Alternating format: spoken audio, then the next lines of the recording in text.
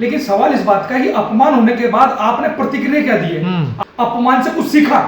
आज आप ये देखिए कि पूरे देश के अंदर चाहे वो यादव समाज हो, चाहे वो लोधी समाज हो, ज्यादातर ओबीसी का दलितों पर अत्याचार तो लगातार बरसों से रहा है। आज जो अपने आप को जो तथाकथित हिंदू कहने वाले लोग, तथाकथित हिंदू का बोझा ढोने वाले लोगों के ऊपर अत्याचार बढ़ गया है। अब उन्हें समझ में आ रहा है, पीडीए बनाया, अखिलेश यादव जी ने पीडीए बनाया, तो यादव के बारे में वो बड़े पैमाने पर मुखर होकर बोल नहीं पा रहे। आज आप देखिए बड़े पैमाने पर जितने भी यादव पे एट्रोसिटी हुई है, क्या किसी यादव ने ये बोला कि हम लोग इस हिंदू धर्म का त्याग करते हैं? क्या किसी यादव ने किसी उनके मुखिया ने ये बोला कि हम ऐसी कुप्रथा, ऐसी व्यवस्था जो हमें ऊंच नीच की भावना मतलब इस समाज के अंदर पैदा करती हो, हम ऐसी व्यवस्था को लात मारते हैं, हम ठोकर मारते हैं ऐसी व्यवस्था को? लेकिन कोई भी नहीं बोल पाया। क्यों नहीं बोल पाया? क्योंकि उनके मुखिया पर जब आरोप लगा, अखिलेश यादव जी पर जब आरोप लगा टूटी चोरी का, मतलब इतना बड़ा आरोप लगा दिया गया कि एक मतलब मुख्यमंत्री होने के बावजूद, उसके बावजूद उन्होंने कोई एक्शन नहीं लिया। उसके बावजूद उन्होंने हिंदू धर्म के बड़े बड़े कलावे, बड़े बड़े तिलक लगा के यादव लगातार ढो रहे हैं। पार्टी में जाना, पार्टी में आना ये अलग बात है, लेकिन आपके ऊपर जो सामाजिक रूप से अत्याचार चल रहे हैं, जो आप लोगों को बताया जा रहा है कि आप लोग शूद्र हो। यादवों को बोला कि आप लोग गाय चराने पे बीए कर लो, जो आपका पुश्तैनी काम है। उसके बाद भी इतना बड़ा हमला होने के बाद भी वो लोगों ने कुछ नहीं किया। आज इतना बड़ा हमला अधिकारों के ऊपर हो रहा है, समानता पे हो रहा है, लेकिन अखिलेश यादव से लेके तमाम यादव पूरे देश के अंदर चुप है। वो सिर्फ प्रतिक्रिया क्या दे रहे हैं? वो प्रतिक्रिया ये दे रहे हैं कि हम जिन्होंने हमारे पे अत्याचार किया, जिन्होंने ब्राह्मणों ने जो अत्याचार किया, उनके गांव में मारने पहुंच रहे हैं। क्या ये सोल्यूशन है? ये सोल्यूशन नहीं है। सोल्यूशन ये है कि आप बड़े पैमाने पर या तो ऐसे धर्म को, ऐसे ऊंच नीच की व्यवस्था को आप लोग त्याग दो, आप लोग छोड़ दो, तब तुम समझ सकते हैं कि आप लोग समानता की तरफ हो। लेकिन संविधान तो सबको अधिकार देता ना, देश संविधान से चलता ना। नहीं, आपकी बात 100% ठीक है। जब देश संविधान चलता है, संविधान को मानो, ऐसी कुप्रथा को मत मानो ना जो आपको जातिगत धर्म के नाम पर आपसे छुआछूत भेदभाव करता हो। ऐसी चीजों को त्याग दो। भाई संविधान जब सबके लिए बराबर है, संविधान आपको अनुमति दे रहा है कि आपको जरूरी है क्या? हमें नहीं लगता कि हमारे घर का पूजन, हमारे घर का कोई ऐसा चीज कोई ब्राह्मण करेगा। अरे हमें भी तो जो आप लोगों को लगता है, मैं तो समझता हूं कि ऐसी व्यवस्था को त्याग देना चाहिए।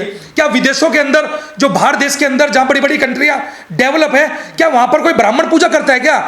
जब आपने 1 बार 2 बार 4 बार, आपने 10 बार ढो लिया, आपको समझ में नहीं आ रहा है, तो भैया आप इसके जिम्मेवार ब्राह्मण नहीं है, इसके जिम्मेवार आप खुद हो। तो क्या एक ही जाति का कॉपीराइट है कथा वाचने पर? कोई दूसरा नहीं कर सकता? देखिए मैं कह रहा हूं 100% आपका जो मन कर रहा है आप करिए। संविधान आपको इजाजत दे रहा है, आप कथा करिए, आप गीता पढ़िए, गीता महोत्सव मनाइए, आप रामायण का पाठ कराइए, आप जयंतियां मनाइए, ये आपका अधिकार है। लेकिन क्या उस अधिकार के अंदर जो आधिपत्य जमाकर वो आपको जो पीटना काम कर रहा है, वो कह रहा है इस धर्म का मुखिया मैं हूं, तो भैया उसको धर्म का मुखिया बना रहने दो। आप लोग अपने घरों से उसका विरोध करो। आप जो देश के अंदर जो ब्राह्मणों की संख्या है, अगर वो ब्राह्मण आपस में कथा करवाने लग गए, लेकिन आज कथा करने का जो सारा श्रेय है, कथा करवाने का सारा श्रेय है वो देश के दलितों पे, पिछड़ों पर, आदिवासियों पर, वो बड़े पैमाने पर कथा करा रहे हैं और वो लोग फल फूल रहे हैं और हमारे लोग गरीब हो रहे हैं। इस बात को समझ नहीं पा रहे हम लोग। मतलब दिल्ली देश की राजधानी के अंदर और पूरे भारत के अंदर 75 साल की आजादी के बाद भी आप समझ सकते हैं, जहां पर संविधान लागू है उसके बावजूद हमारे ऊपर क्या अत्याचार चल रहे हैं। कथा वाचना या चुटिया काट दी गई, वहां पे लोधी समाज को जो है तो इतना बड़ा शोषण चल रहा है, उसके बावजूद भी हम कह रहे हैं कि हिंदू धर्म के ठेकेदार हम हैं। कावड़ यात्रा स्टार्ट हो गई है, कावड़ यात्रा को लाने का काम सबसे ज्यादा हम लोग ढोएंगे और पिटाई भी हमारी होगी, और फिर हमसे बोला जाता है कि हम लोग हिंदू, सब लोग एक है। तो ये कहां से हिंदू है? हम लोग वोट के नाम पर, चाहे वो दलित हो, चाहे वो यादव हो, चाहे वो लोधी हो, कोई भी हो, SC ST OBC के लोग सिर्फ वोट के नाम पर हिंदू है। हिंदू के बाद जैसे ही वोट से लोग निकलते हैं, वो लोग दोबारा तू यादव, तू चमार, तू वाल्मीकि, तू भंगी, तू धोबी, तू मेहतर, वो इसमें दोबारा बांट दिया जाता है। यादव जो है या जो दलित है या जो OBC है, वो राजनीति के अंदर तेज पत्ते काम करता है। जैसी सब्जी बनती है, सब्जी के अंदर तेज पत्ता डाला जाता है ना, और तेज पत्ता डालने के लिए, स्वाद बनाने के लिए तेज पत्ता डलता है, लेकिन सब्जी जब डलती है प्लेट के अंदर तो सबसे पहले निकाल के तेज पत्ता को बाहर किया जाता है। ऐसे ही जो देश के SC ST OBC के लोग हैं, वो हिंदू बनाने के लिए राजनीति के अंदर, जो अभी आप देखिए पटना के अंदर इतना उन्होंने मतलब विशाल जो है मतलब सम्मेलन लगाया गया, हिंदू बचाओ, बड़े बड़े मन से बोला जा रहा है हिंदू बचाओ। वही राम भद्राचार्य हैं, वही जो है मतलब जो क्या नाम उस बाबा का जो पर्ची निकालता है, धीरेन्द्र शास्त्री, वो वहां इकट्ठा हो रहे हैं और कह रहे हैं हिंदू एक हो जाओ। अरे जब हिंदू पिट रहा है, जो दलितों के नाम पर, OBC के नाम पर, जब कोई ऐसा मंच, कोई ऐसा धीरेन्द्र शास्त्री या कोई ऐसा जो बाबा की आंख खराब है, वो ऐसा कोई बाबा ऐसा नहीं है कि जो मंच पे आके बोलता हो कि क्यों पीटा गया, मुझे पीटा जाए। वो क्यों पीटा गया उनको कि हम लोग रोड पर उतरेंगे? ऐसा कोई धरना प्रदर्शन देश के अंदर नहीं चलता। ये बात जितना जल्दी हो सकता है SC ST OBC के लोगों को समझना होगा, ताकि आप लोग अपनी ताकत को बनाएंगे तो ऐसे पाखंड, ऐसे अंधविश्वास को हमें जल्दी जल्दी इस देश के अंदर खत्म करके समतामूलक समाज पैदा करना होगा। क्या ये घटनाएं बताती है कि संविधान पे मान्यताएं हावी हो रही हैं? देखिए, संविधान पे मान्यता हावी नहीं होनी चाहिए, लेकिन इस देश के अंदर लंबे समय से मनुवाद रहा है, तो लोग उसके कुपोषक रहे हैं, लोग उसके प्रचारक रहे हैं, तो बड़े पैमाने पर लोग अंधविश्वास रहे हैं। क्योंकि इस देश के अंदर अभी भी जो शिक्षित की दर है वो कम है, लोग अंधविश्वास के ऊपर ज़्यादा है, चमत्कार के ऊपर ज़्यादा विश्वास करते हैं। वो साइंस के ऊपर ज़्यादा विश्वास नहीं करते हैं, वो चमत्कार के ऊपर विश्वास करते हैं। कोई भगवान, कोई बाबा, कोई झाड़ा लगाएगा तो हमारा इलाज हो जाएगा। तो जब जब समाज ऐसे अंधविश्वास कुरीतियों में रहेगा तो लोग समतामूलक समाज पैदा नहीं होगा।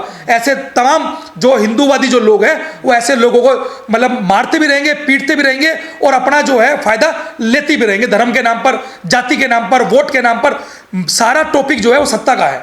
वो सत्ता में बने रहना वो लोग चाहते हैं, चाहे वो हिंदू को टारगेट बनाए, चाहे वो मुसलमान को टारगेट बनाए।